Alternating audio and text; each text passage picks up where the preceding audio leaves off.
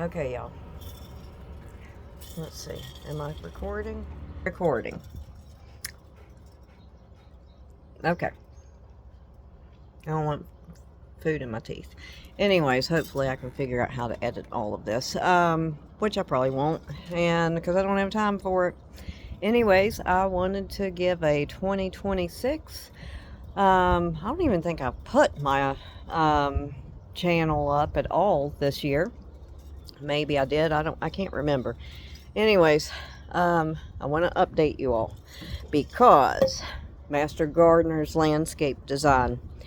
Yeah, I'm going all there. And I wanted to have a water feature to not only have Gene Simmons frogs, okay, because I want those next year when they spawn again. I'm going to see if I can sweet talk her.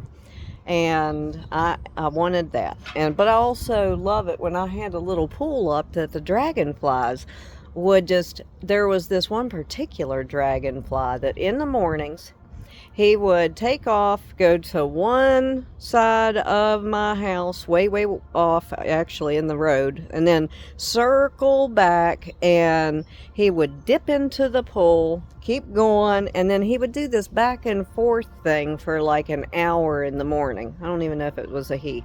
Anyways, I love dragonflies, and then the butterflies, and then, you know, I have the bees, and I definitely need to have water out there for everything, plus my animals. Everything needs that. And if you have a water feature, even if it's tiny, because that's what I do, I live in a tiny space, but I want a whole environment, like a whole, I want to live in the woods, but I can't. So I want a garden. So this is, I've been doing stuff. I mean, a lot of stuff. And my health got worse. And whenever my health gets worse, because that liver, I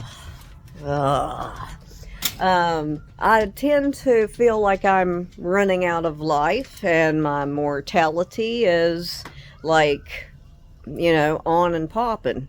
So I work as hard as I can to get things like done before things happen, you know. But anyways, it ends up making me stronger, and I end up getting better for a little while. So, you know, it all works out. So let's go on this tour, because I want to show you everything is different this year. Okay, this is pretty much the same, I believe. Always a trashy porch. We've got, what is that? It's chamomile and lavender starting. Okay, here it is. It looks completely different. Let me get you in the front view. Well, I guess it doesn't look completely different, but yeah, there's that peach tree that the active meth addicted person just needed my garden cart so bad that he had to cut my peach tree down to steal my garden cart. You know, this is in a fenced yard. So I am resilient. So I put another tree. Here's another tree and another tree. I got fig. That I think is a Reliance peach. All of these are dwarfs. And so you walk in. I made the little garden beds on the sides, you know, with the leftover brick. I still need to use that construction and adhesive. Come out here and do that. Now, I mean, I have 300 different projects, and it would be so cool to have somebody help me out. Look at these strawberries. But in here, I have a bunch of stuff. Like, you can't see anything, and that's why I want you to see everything now before it gets on and popping, because once this heat takes off, all of everything I have in here that you can't see, it's going to take off. I'm going to figure out a water feature for up here. Also, Carolyn Sue Young, when they cut down that guy cut down my peach tree to steal my garden cart, Carolyn was like, well, let's just try to make lemonade out of lemons. I mean, I said that, but that's what she meant. And this is what we did. We stuck them in here to see if any of them would take. And there you go. This is a brand new leaf this year from one of the little pieces that were off of that peach tree that was cut down. And it is a clean blood.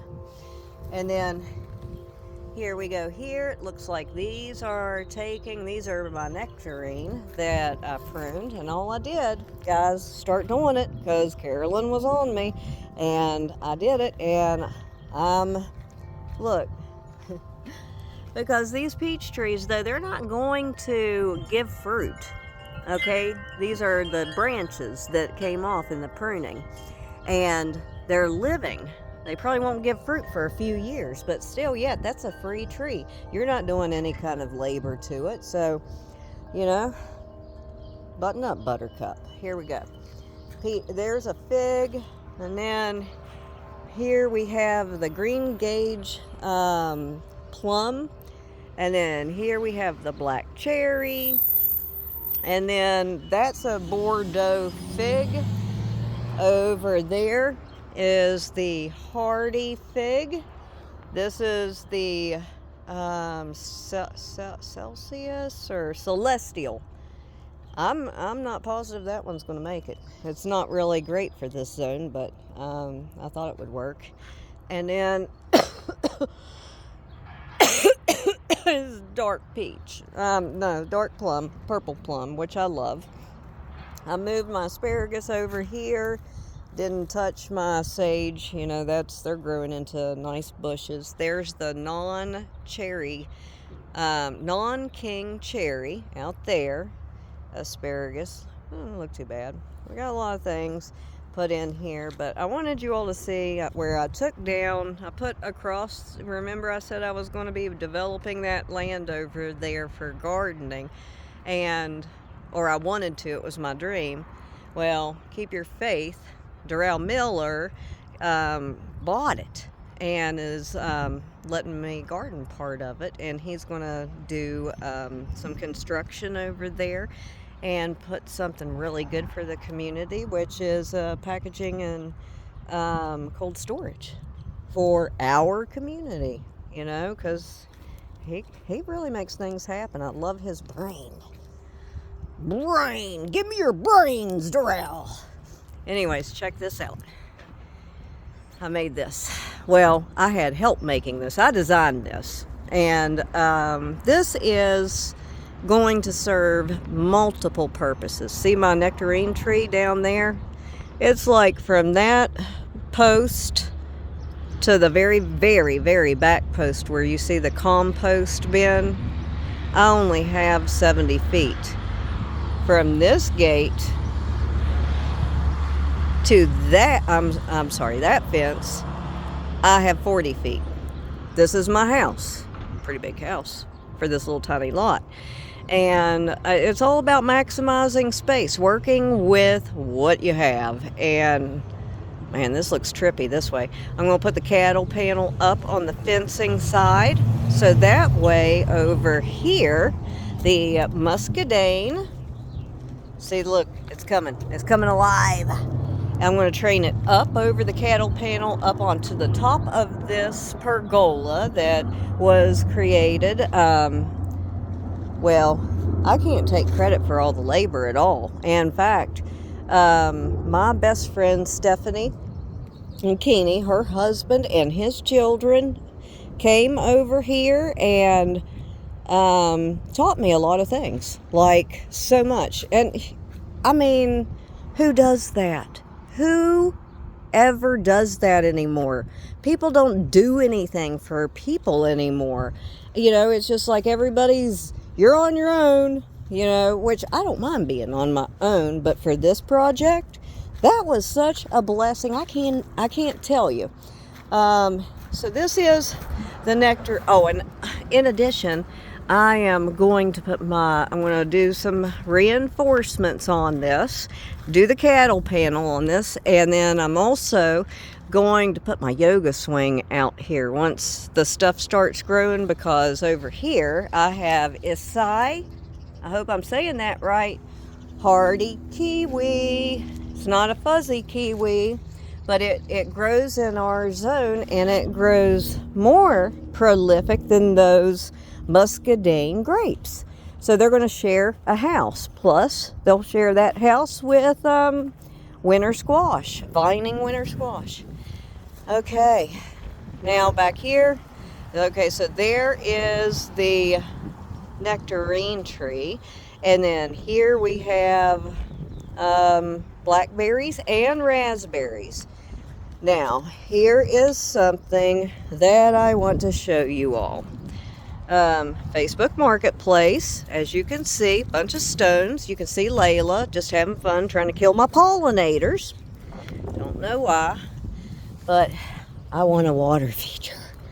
I want one. I want one, but it's, not just for me.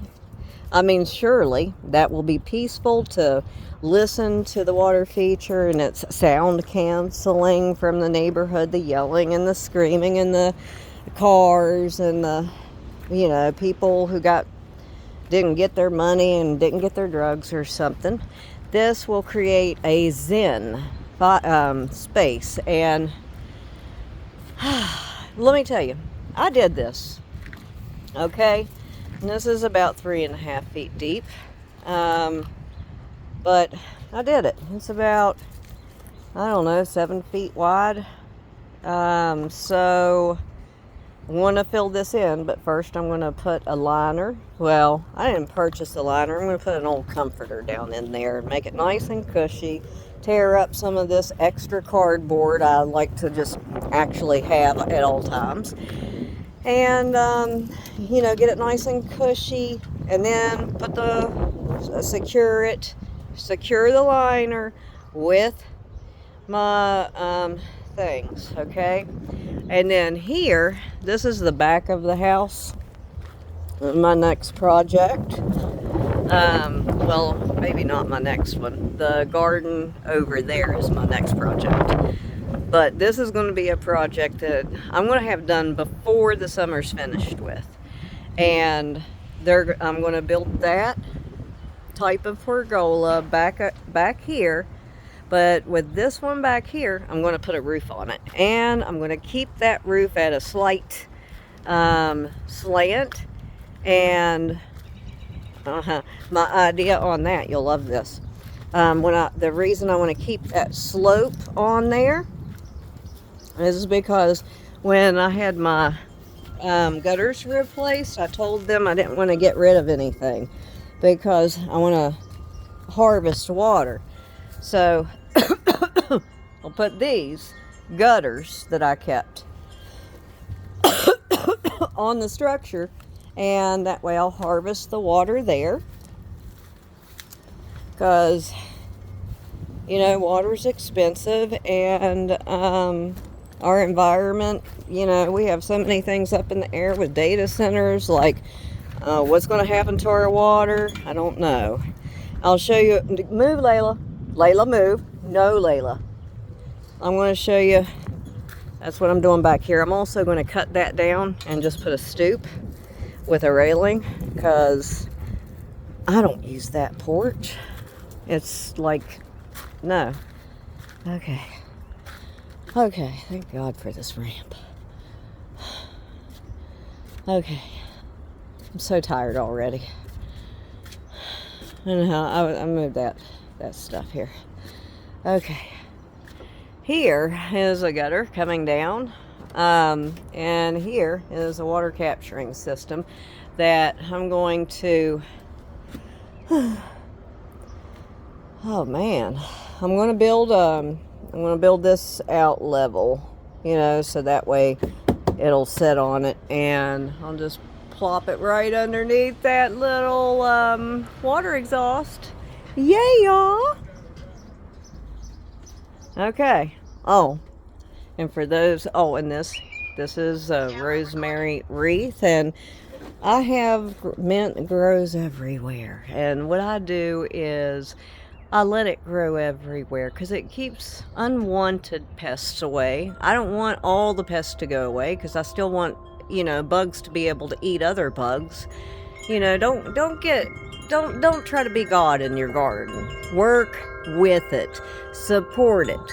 You know, I mean, we can do design, but it really needs, it won't be successful or beneficial for the whole environment if you're not mindful.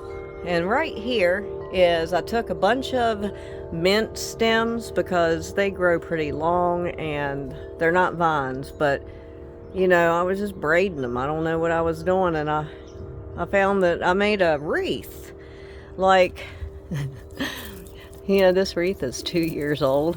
It's going just as, almost just as sturdy as my grapevine wreath. Anyways, yeah. Oh, and I have discovered I don't really use my building very much at all. It's not good for drying because you don't want to dry at that temperature. And it's not good for growing because it wants to bake everything. So you all that fantasize about those really cute, cool greenhouses, do your research, because I started doing my research after I built that, because I would, you know, want that whole cottage garden looking thing. And turns out most people that have greenhouses use them solely for one purpose, which is potting plants. If they use it for another purpose, it's starting seeds. So yeah, because it gets so hot, so you have to have a fan. You have to have all sorts of stuff going on in your greenhouse if you really want to be able to use it year round. So keep in mind that you got to kit it, K-I-T, kit your greenhouse out. Okay, now here's some things I noticed. There is a gap. It's not touching. And the gap, I saw this from the bathroom window, is much worse in some of these areas, to the point where they're dangerous. Like, that's a whole finger gap up in there. Like, and if you look at where the screw is, that's not sufficient contact, not for the longevity that of what this is capable of having. This is going to last, Chuck said, years after me, which is great, because it's kind of like for my family anyways. You know, when you get my age, you know, the things that you're doing for your family after you're gone, so they'll have a safe, nice place to be. Anyways, yeah, I'm gonna go take a rest now, and happy gardening, guys.